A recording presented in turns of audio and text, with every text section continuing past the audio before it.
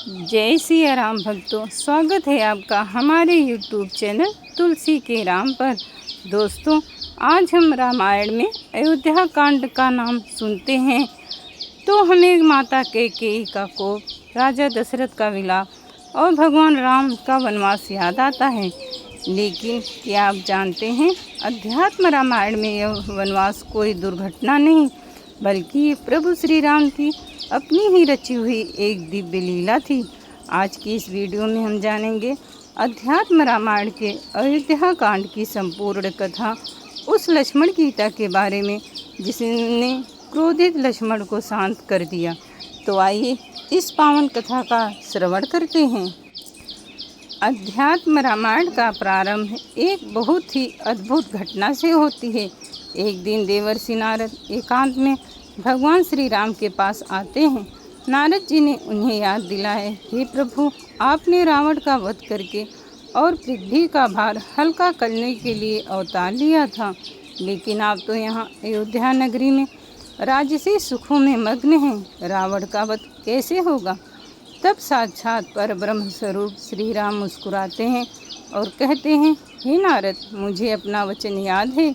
मेरी लीला शुरू होने वाली है। तुम देखना, कल ही मैं अयोध्या का राजपाट छोड़कर सीता और लक्ष्मण के साथ दंडक वन की ओर प्रस्थान करूंगा। अगले दिन राजा दशरथ श्री राम के राज्याभिषेक की घोषणा कर देते हैं। पूरी अयोध्या में खुशी का माहौल बन जाता है। यह देखकर स्वर्ग के देवता घबरा जाते हैं कि अगर राम राजा बन गए तो रावण का वध कौन करेगा। देवता माता सरस्वती से प्रार्थना करते हैं। देवताओं की प्रार्थना सुनकर सरस्वती माता अयोध्या आती हैं और वहाँ कैकेयी की दासी मंथरा की बुद्धि फेर देती हैं। मंथरा के बहकावे में आकर माता कैकेयी को भवन में चली गई और राजा दशरथ से अपने दो वरदान मांगती हैं। पहला, भरत को अयोध्या का राज सिंहासन और दूसरा, राम को 14 वर्ष का वनवास। राजा दशरथ यह सुनकर वज्राहात पेड़ की तरह गिर पड़ते हैं और हा राम विलाप करने लगते हैं। जब यह खबर प्रभु श्री राम तक पहुंचती है तो उनके चेहरे पर दुख की एक लकीर भी नहीं आती। वे जानते हैं कि यह सब उन्हीं की माया है। वे तुरंत वन को जाने को तैयार हो जाते हैं, लेकिन लक्ष्मण जी यह बात सुनकर क्रोध से आग बबूला हो जाते हैं। वे कहते हैं कि मैं अभी पिता को बंदी बनाकर आपको राजा बना दूंगा। तब श्री राम लक्ष्मण जी को शांत करने के लिए अद्वैत वेदांत का एक महान उपदेश देते हैं, जिसे आध्यात्म रामायण में लक्ष्मण गीता कहा जाता है। श्री राम कहते हैं, हे लक्ष्मण, यह संसार, यह राज, यह शरीर सब पानी के बुलबुले के समान नश्वर है। अज्ञानी लोग इसे सच मानकर मोह करते हैं। सुख और दुख केवल मन का भ्रम है, इसलिए क्रोध त्यागो और सत्य को पहचानो। यह ज्ञान पाकर लक्ष्मण जी का मोह भंग हो जाता है और वे भी वन जाने को तैयार हो जाते हैं। माता सीता भी यह कहकर उनके साथ चल देती हैं। प्रभु, मैंने आज तक कोई ग्रंथ नहीं सुना जहाँ राम के बिना सीता के वन गए हों। श्री राम, माता सीता और लक्ष्मण जी सुमंत के रथ पर बैठकर वन की ओर निकल पड़ते हैं। पूरी अयोध्या उनके पीछे रोती हुई भागती है, लेकिन प्रभु उन्हें सोते हुए छोड़कर आगे बढ़ जाते हैं। वे श्रृंगवेदपुर पहुँचते हैं। वहाँ निषाद राजगुरु उनका भव्य स्वागत करते हैं। यहाँ से वे गंगा पार करने के लिए केवट की नाव पर जाते हैं। केवट अत्यंत प्रेम से भगवान के चरण धोता है और उस चरणामृत को पीकर अपने पितरों सहित तर जाता है। गंगा पार करके प्रभु प्रयागराज में महर्षि भरद्वाज के आश्रम पहुँचते हैं। प्रयागराज से आगे बढ़कर प्रभु श्री राम चित्रकूट पहुँचते हैं। यहाँ उनका मिलन महर्षि वाल्मीकि से होता है।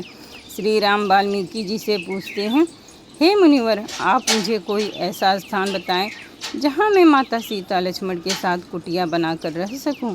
वाल्मीकि जी जानते थे राम साक्षात पर ब्रह्म हैं।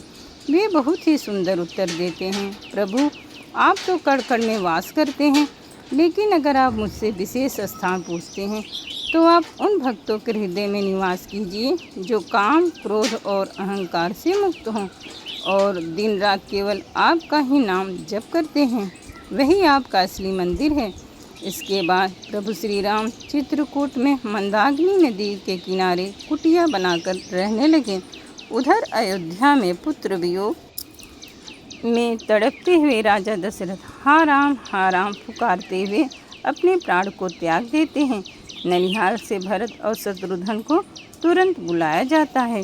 जब भरत जी को अपनी माता कैकेयी के इस कृत्य का पता चलता है तो वे विलाप करने लगते हैं और कैकेयी का त्याग कर देते हैं।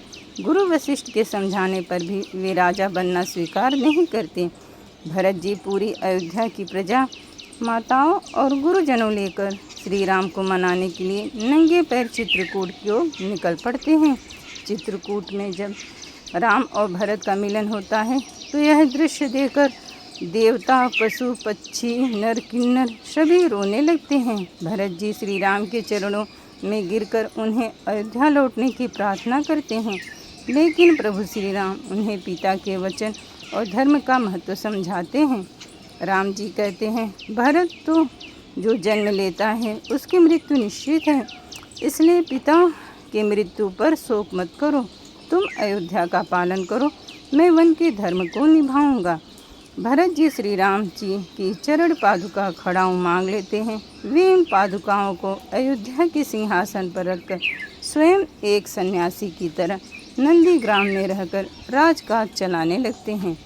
भरत जी के जाने के बाद भीड़ से बचने के लिए श्री राम, सीता, लक्ष्मण जी चित्रकूट छोड़कर दंडकारण्य के घने जंगल की ओर प्रस्थान करते हैं। और इसी के साथ अध्यात्म रामायण के अयोध्या कांड की कथा संपूर्ण हुई। इस कांड ने हमें सिखाया कि जीवन में आने वाले सुख दुख को भगवान की इच्छा मानकर स्वीकार करना चाहिए और हमें श्री राम की तरह हर परिस्थिति में शांत और धर्म के मार्ग पर रहना चाहिए। जय श्री राम।